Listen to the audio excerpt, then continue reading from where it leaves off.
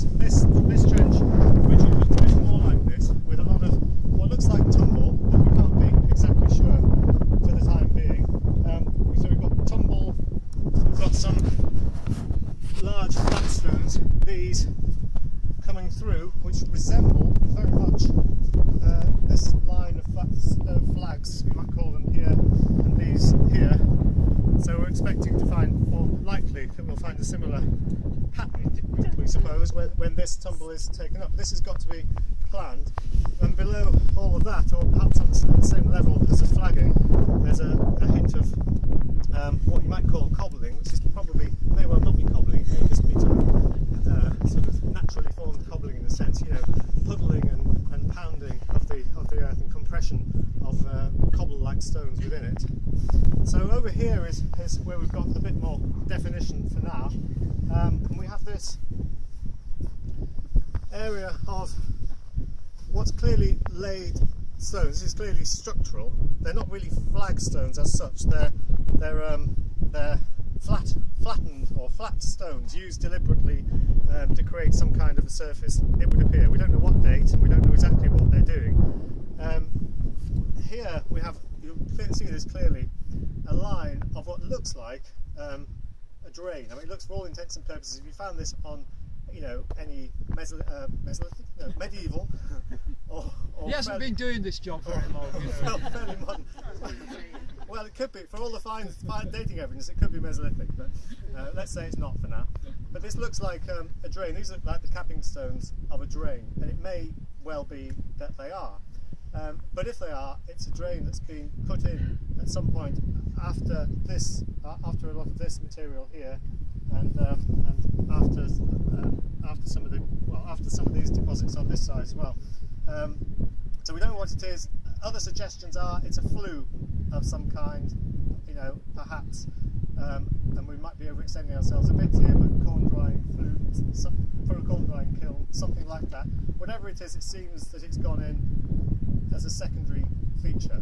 That doesn't necessarily mean it's not, you know, not Iron Age. It could just be, you know, part of the gradual development of the site in the Iron Age, or it could be a later thing. It could be Roman. It could be much later. I mean, you know, what would you use an open area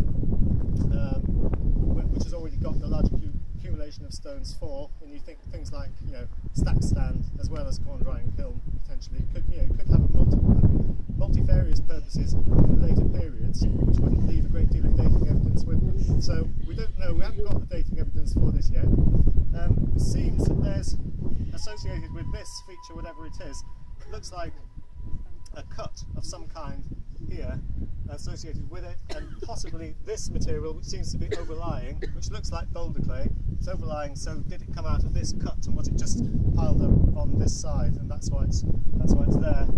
Again, down towards this end, we've got what looks like more convincing flagging. I mean, it's similar in character to our drain stroke flue there, but we've got flagging here, and then we decided to expand both ends of the trench to try to get what we are interpreting as the you know, the embanked exterior of the roundhouse. So we're just getting down onto this material, onto this sort of rubble material here, which may be deliberately laid, or it may be just tumble. We don't know about what this material is yet, but most of this is still within topsoil, so I think we need to get more deeper within it to try to find any structures. The other important feature at this end is, and this is Cyril's doing, what appears to be, or at least partially, we've got some sort of cut feature in here. And have we got something similar? Is it replicating what we've got on the other side with the other roundhouse?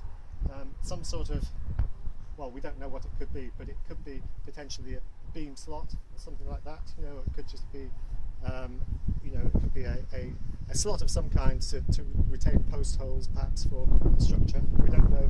And again, on this side of that, we've got more presumably upcast, potentially from that, what looks like subsoil, but may well be, it could be in situ subsoil. Subsoil is more likely to be upcast subsoil from somewhere else.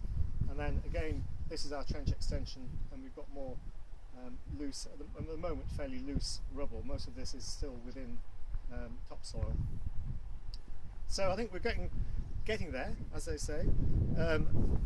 You know, I think as we clear down the rubble on this side, which we can once it's planned, I think we'll get, you know, better definition of what the whole of the interior looks like, and hopefully we'll also come across what the structure of the exterior walls of the roundhouse, if that's what it is, like as well.